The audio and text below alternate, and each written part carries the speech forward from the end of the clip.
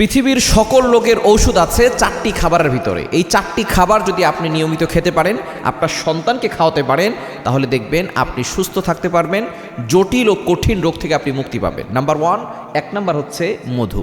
এই মধুর ব্যাপারে আল্লাহ পাক রব্বুল আলামিন পবিত্র কোরআন কারীমের ভিতরে নিজেই আয়াত নাজিল করে দিয়েছেন।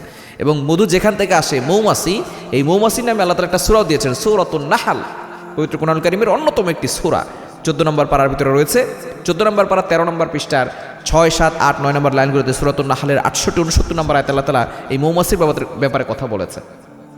আল্লাহ পাক রব্বুল আলামিন 69 নম্বর আয়াতে, সূরাতুন নাহলের 69 নম্বর আয়াতে জানিয়ে দিয়েছেন, ইয়াখরুজু মিন বুতুনিহা শারাবুন মুখতালিফুন আলওয়ানু ফিহি শিফাউল লিন্নাস। এই মৌমাছির ভিতরে আল্লাহ তাআলা শিফা দিয়েছেন। সকল জটিল ও কঠিন রোগ থেকে আপনি যদি মুক্তি পেতে চান, এক নম্বরে মধু আপনার বাসায় রাখবেন। তবে দুঃখজনক হলেও সত্য, এখন ভেজাল প্রত্যেকটা ঘরে ঘরে ছড়িয়ে পড়েছে। ভেজাল না, আপনি অরিজিনাল, যেটা অরিজিনাল মধু, কোনো ভেজাল নাই, সেটা যদি আপনি খেতে পারেন, দেখবেন আপনি সত্যি আপনি উপকার পাবেন। কারণ আল্লাহ তাআলা এই ব্যাপারে পবিত্র কোরআন কারীমের ভিতরে আয়াত নাজিল করে দিয়েছেন। দ্বিতীয় নাম্বার হচ্ছে কালো জিরা।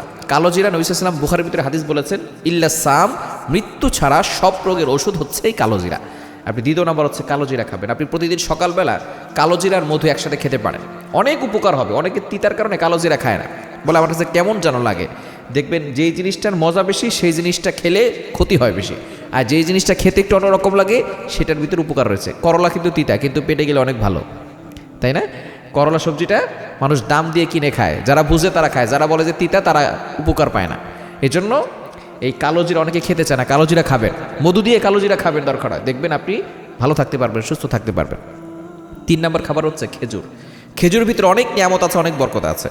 নবীজি সাল্লাল্লাহু আলাইহি ওয়াসাল্লাম জানিয়ে দিয়েছেন, যেই ঘরের ভিতরে খেজুর আছে, ওই ঘরের ভিতরে আল্লাহর বরকত আছে, নিয়ামত আছে, সে অভাব শূন্য নয়। অর্থাৎ আল্লাহ পাক রব্বুল আলামিন ওই ঘরের ভিতরে বরকত দান করবেন। সুতরাং যদি আপনি খেজুর খেতে পারেন, তাহলে দেখবেন আপনি সুস্থ থাকতে পারবেন, শরীরে শক্তি হবে, শরীরের, এবং অনেকে অক্ষম ব্যক্তি আছেন তারাও সক্ষম হয়ে যাবেন। এবং 4 নাম্বার হচ্ছে জমজমের পানি। জমজমের পানি আপনি খাবেন, এটার ভিতরে বরকত রয়েছে। আপনি যেই নিয়ত করে পান করবেন, সেই নিয়ত আল্লাহ তাআলা পূরণ করবেন।